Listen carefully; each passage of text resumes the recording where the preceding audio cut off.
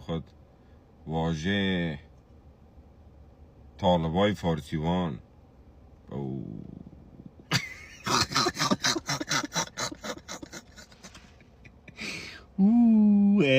جنرال صاحب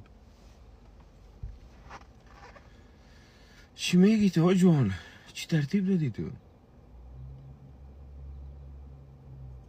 ای که خودت کل نصفت گریخته، نصفت معامله کرده، کل لگی فهمید.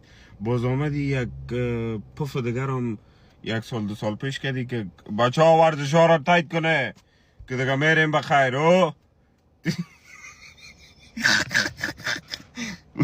وی ویدیوش ببینه دمش کن.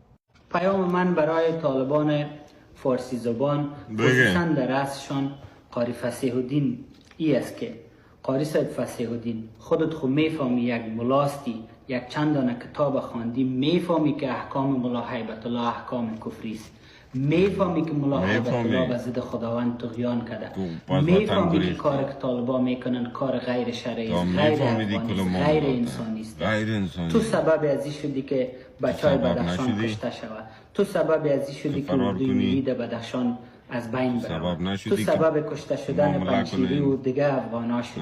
به خاطر چی؟ اگه به خاطر قدرت بود خب امروز تو قدرت نداری. تو چی داری؟ مادر بدخشانی اسیر است، معدن بدخشانی به دست دیگه کس است، جوان بدخشانی بیکار است، بیروزگار است، ناتوان است و طالب بدخشانی چای آور دیگه طالبان شده. شرم است برد، رسوا شدی. وقتش است که این مسئله را پشت سر بگذاری و به گروه آزادی خواب و پیوندی با مردم خود استاد شو، به خداوند خود عهد سر امو عهد استاد شو.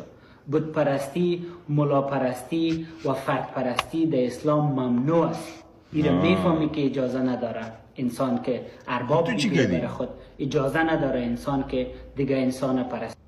این طالب فارسیان و دیگه طالب افغان. میبینین که باید جور میکنن خودشان در این مسائل که گپ میزنن طالب فارسیوان. بازی این طرف از مبارزین که میگه طالب افغان، خیز که دید سر یکی دیگه که نگویی گپا کل افغان ها طالب نیست. بازی صدا میکنه طالب فارسیوان. بگنه بچه ها بازوار جور کنه دیگه که میریم بخیر.